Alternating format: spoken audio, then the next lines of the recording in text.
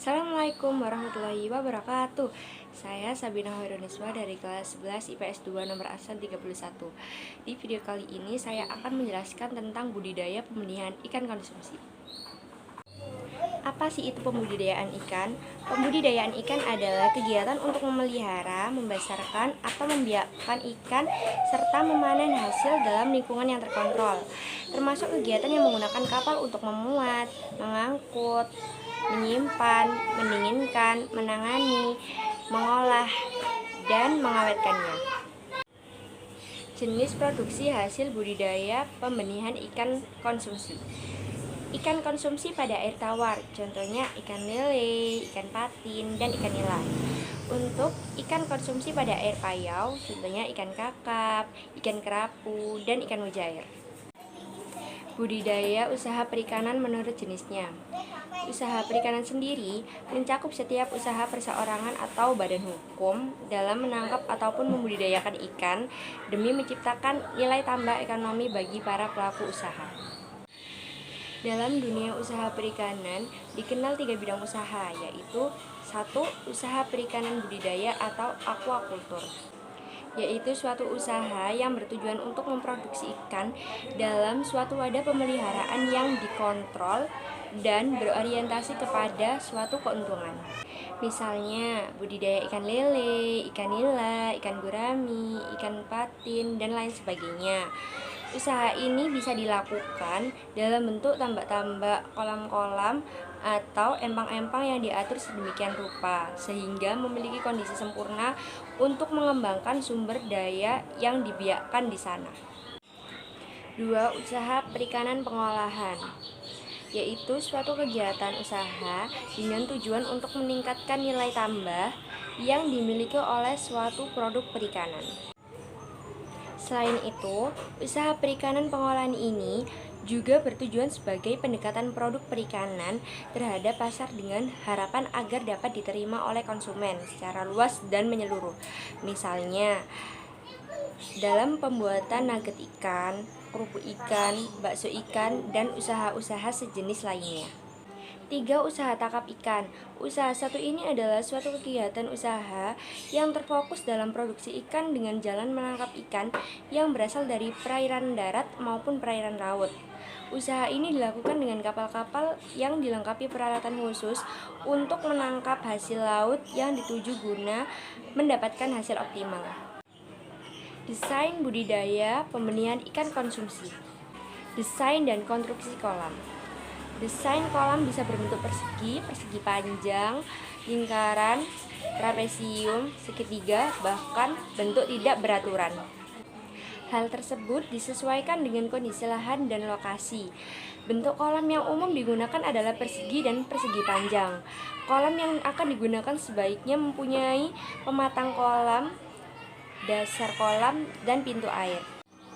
Desain dan konstruksi bak. Desain dan konstruksi bak pada dasarnya hampir sama dengan kolam. Desain dan konstruksi bak terpal atau plastik banyak digunakan dalam kegiatan budidaya ikan konsumsi. Hal ini dilakukan untuk menyiasati lahan yang terbatas dan kemudahan dalam proses pemeliharaan ikan konsumsi. Desain dan konstruksi akuarium. Bentuk akuarium yang biasa digunakan adalah bentuk segi 4, trapesium, segi 6, segi 8, elips, dan botol.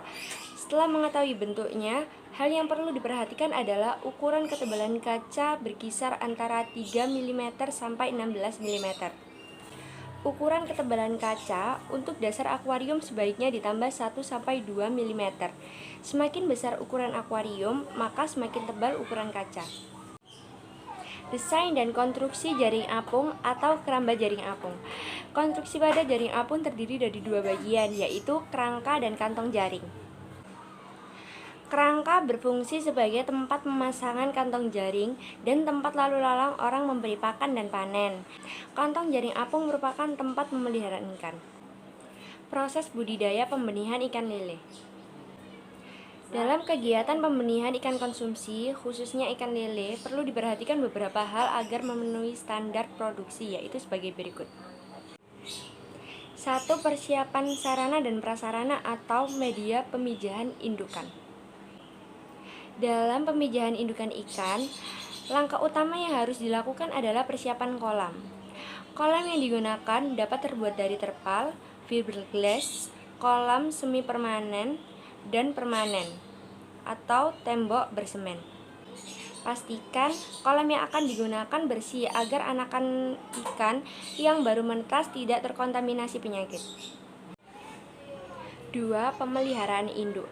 Pemeliharaan induk bertujuan untuk menumbuhkan dan mematangkan gonad atau sel telur dan sperma.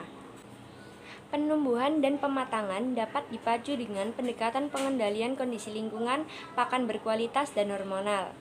Pada pendekatan lingkungan, media hidup dibuat seoptimal mungkin sehingga nafsu makan ikan meningkat di dalam wadah pemeliharaan.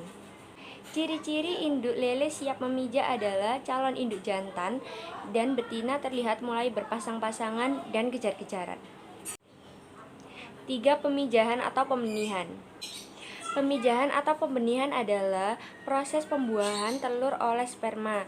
Telur dihasilkan oleh induk betina dan sperma dihasilkan oleh induk jantan.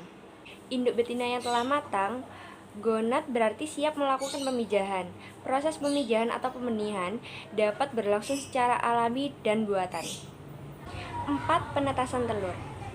Penetasan telur bertujuan untuk mendapatkan larva. Untuk itu, telur hasil pemijahan diambil dari bak pemijahan, kemudian diinkubasi dalam media penetasan atau wadah khusus. Wadah ini berbentuk bak, tangki, akuarium, kolam, atau ember berukuran besar. 5. Pemeliharaan larva dan benih. Pemeliharaan larva merupakan kegiatan yang paling menentukan keberhasilan usaha pembenihan, karena sifat larva merupakan stadia paling kritis dalam siklus hidup biota budidaya, termasuk tahapan yang cukup sulit.